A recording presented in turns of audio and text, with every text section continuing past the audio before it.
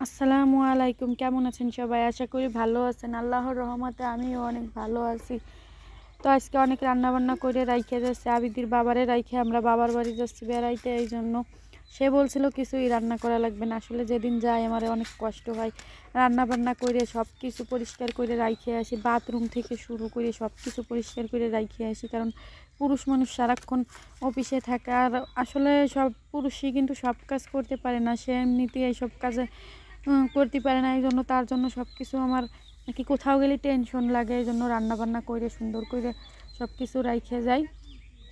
তো আমি রাইখে আসি, কি হয়েছে যাইয়ে দেখি আবার ওইভাবেই ফ্রিজে থাকে। সে বাহিরে খায়, মন চাইলে বাইর করে খায়, না হইলে বাহিরেই খায়। এদিকে আমি ডাল রান্না করে রাখতে বলছে বেশি করে, তো বুটির ডাল সিদ্ধ করে ব্লেন্ড করে নিলাম। তো পাতলা করে রান্না করতে বলছে, এই জন্য আমি পাতলা করে তার জন্য ডাল রান্না করব। এদিকে আমি খাসির মাংস রান্না করতেছিলাম, ফ্রিজে খাসির মাংস ছিল, গরুর মাংসও ছিল, কিন্তু আমি খাসির মাংস রান্না করতেছি। আর এদিকে আমি ডালটা ঢেলে দিচ্ছি, ডালই বেশি করে।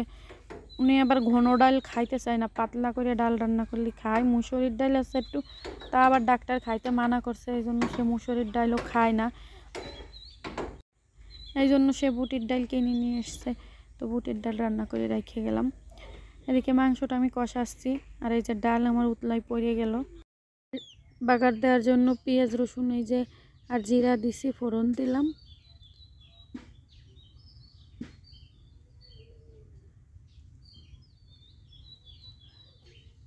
এখন আমি মাংসের মধ্যে কতগুলো রসুন দিয়ে দিলাম। রসুন দিলে আসলে রসুনগুলো খাইতে ভাল লাগে, মাংসটা একটু টেস্ট হয়, এই জন্য আমি কতগুলো রসুন দিয়ে দিছি। এদিকে আমি সবজি নিছি, ব্রোকলি, গাজর, ফুলকপি, সিম, এগুলা নিছি। এগুলা দিয়ে চিংড়ি মাছ দিয়ে রান্না করব। তো এখানে কতগুলো চিংড়ি মাছ ফ্রিজে ছিল ছোট ছোট, এগুলো সব দিয়েছি। আর পেঁয়াজ বাটা দিয়ে দেবো, আর মরিচ দিয়ে দেবো।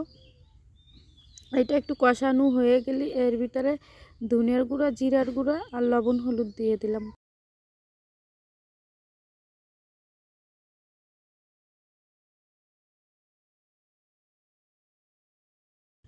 তো এখন অনেকটা কষানো হয়ে গেছে, সবজিগুলো সব দিয়ে দিব।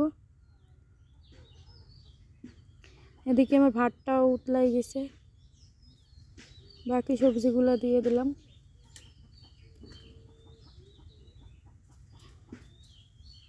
মাংসটা এখনও আমার অল্প জালে রাইখে দিচ্ছি যাতে সুন্দর করে সিদ্ধ হয়।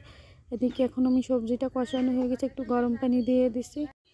তো আমার ভিডিওটা ভালো লাগলে সবাই লাইক করবেন, শেয়ার করবেন, আর যারা ফলো দেন না ফলো দিয়ে পাশে থাকবেন।